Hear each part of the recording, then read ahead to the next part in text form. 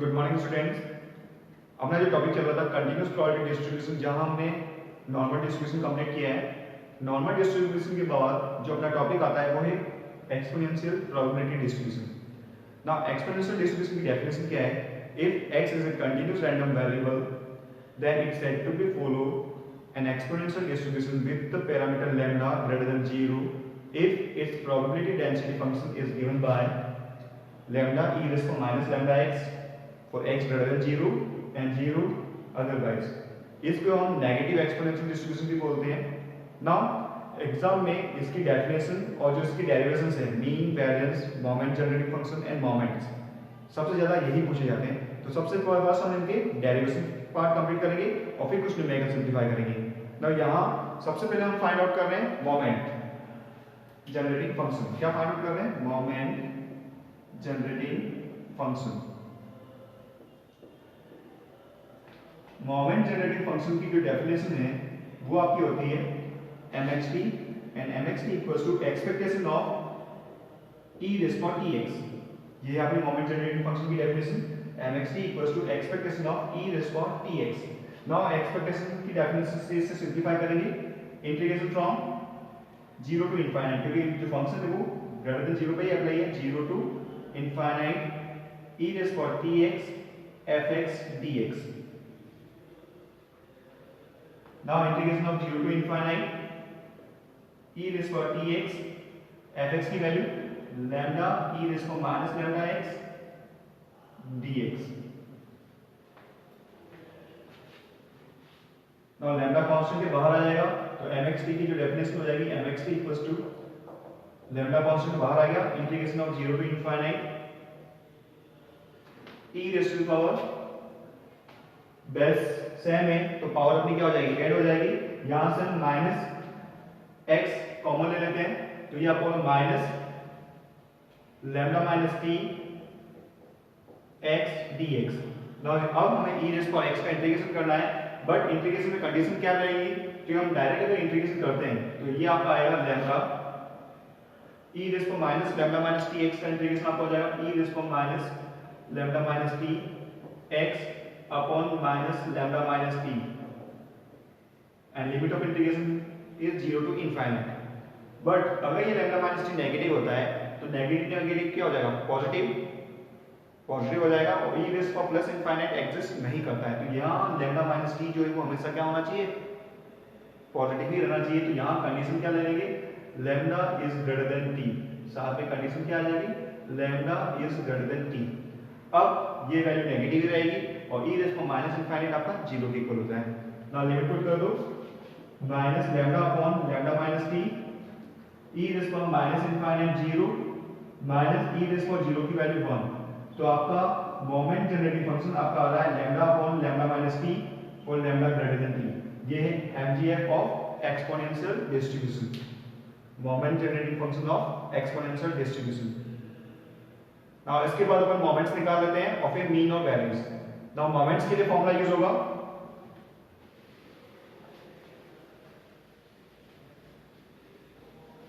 Moments के लिए जो अपना फॉर्मूला है वो है mu are dash. Moment about origin का फॉर्मूला यूज कर रहे हैं मीन और वैलेंस को फाइंड आउट करने के लिए। तो सबसे फर्स्ट अपन मोमेंट निकालते हैं, मोमेंट्स अबाउट ओरिजिन। कौन सी मोमेंट्स निकालते हैं? मोमेंट्स अबाउट ओरिजिन, और उसका फॉर्मूला होता है mu are dash is equals to expectation of X raise to R. ठीक है। नाउ एक्सपेक्टेशन की definition 0 to infinite X raise to R F X D X, integration of 0 to infinite X raise to R lambda E raise to minus lambda X D X. आपने fx की value put कर दी, then mu are dash equals to lambda common आ जाएगा, constant के बाहर आ गया, integration of 0 to infinite e raise to minus lambda x raise to r dx।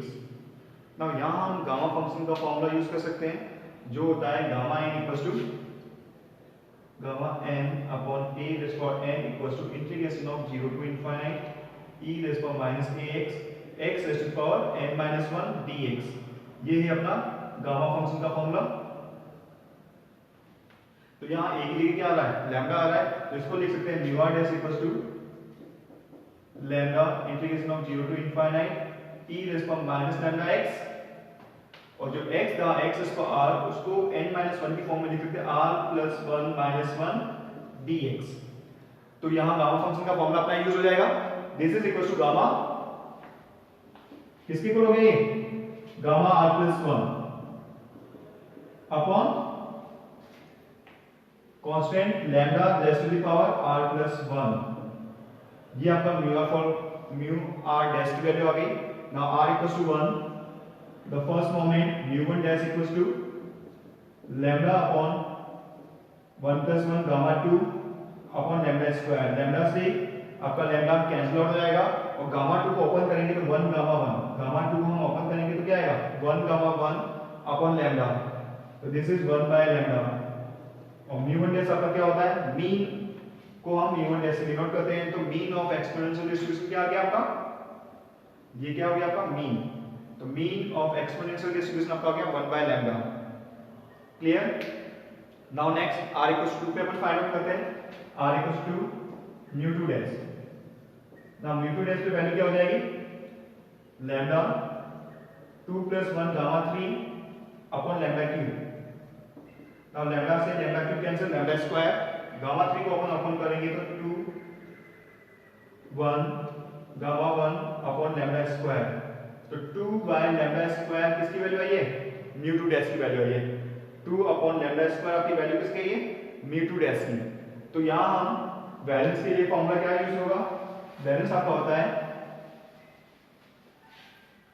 Valence आपका होता है mu 2 dash minus mu 1 dash का स्क्वायर, तो 2 upon lambda square minus 1 by lambda का whole square, that is 1 by lambda square. क्या हो गया 1 by lambda square, और स्टैंडर्ड डेविएशन आपका होता है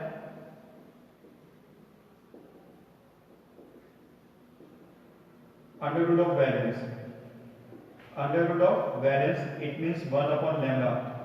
तो एक्सपोनेंशियल डिस्ट्रीब्यूशन वो डिस्ट्रीब्यूशन है जिसका मीन और स्टैंडर्ड डेविएशन आपका इक्वल होता है, और पॉइसन डिस्ट्रीब्यूशन आपका वो डिस्ट्रीब्यूशन था जिसका मीन और वेरिएंस इक्वल होता है। तो ये तो थे इसके mean, variance, moment end moment generating function. ठीक है, नाउ अब इस पर एक न्यूमेरिकल सिंपलीफाई कर लेते हैं। Question number first,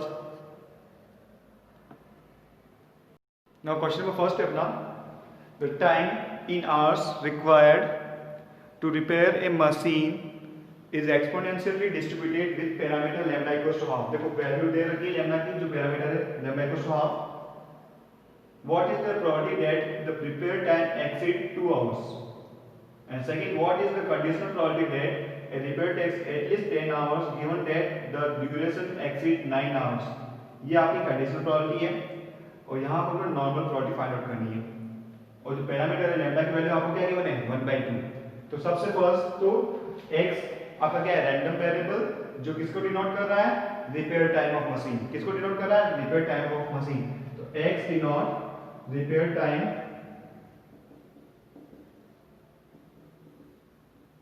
of machine in hours.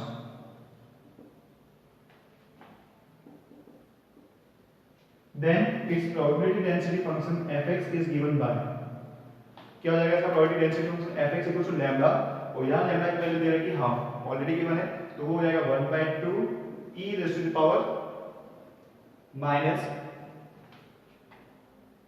x/2 for x greater than equals to 0 and second 0 otherwise। तो ये आपका हो गया probability distribution function for given numerical.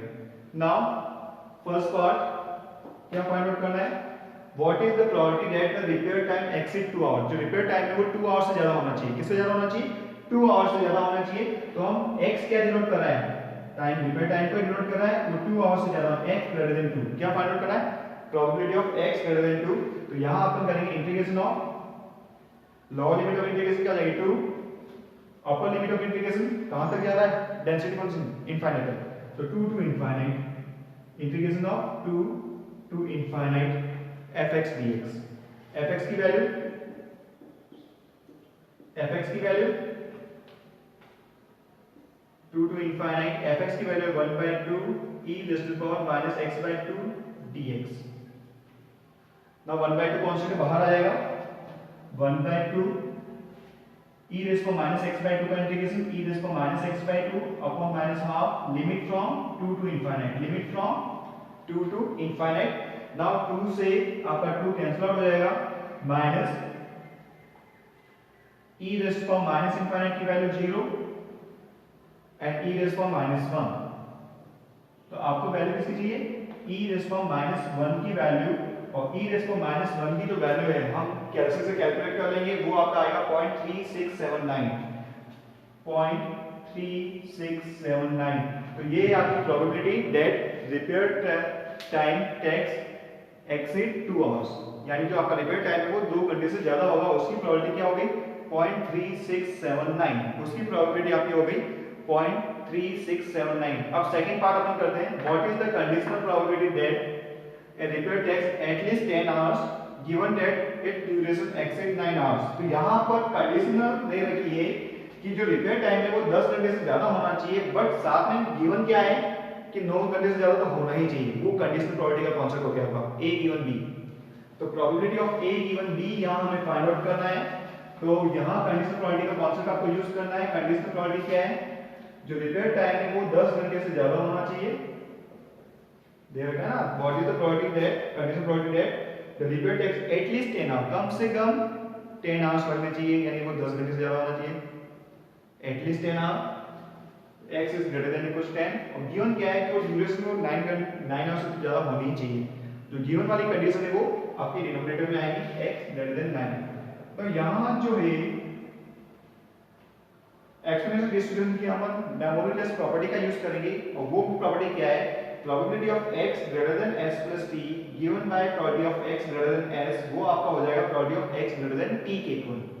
यानी जो डिपेंडेंट कंडीशन है उस पे फ्यूचर वैल्यू डिपेंड नहीं करेगी, यानी वो उसको एलिमिनेट कर देगा। तो यहां से x greater then 10 given by x greater then 9 है, तो हम इसे लिख सकते हैं 10 को 9 प्लस 1। तो रिमेनिंग हमको प्रोबेबिलिटी फाइंड आउट करनी पड़ेगी only probability of x greater than 1 की। नाउ डेफिनेशन यूज करेंगे, integration of 1 to infinite fx dx, integration of 1 to infinite fx की value 1/2 e raised to minus x/2 dx, 1/2 constant है, e raised to minus x/2 का integration e raised to minus x/2 upon minus half limit from 1 to infinite, 2 से 2 आपका cancel out हो जाएगा, e raised to minus infinite की value होगी 0 और e raised to minus half. ना e raised to minus half की जो वैल्यू है वो हम कैसे से कैलकुलेट करेंगे, वो आपकी आ गई 0.6065, वैल्यू क्या आपकी 0.6065। तो 6065 आपकी प्रोबेबिलिटी हो गई, कंडीशनल प्रोबेबिलिटी हो गई कि जो रिपेयर टाइम है वो 10 घंटे से ज्यादा होगा, लगेगा कम से कम 10 घंटे लगेगा, और साथ में ये गिवन था कि वो 9 घंटे से ज्यादा तो होना ही चाहिए।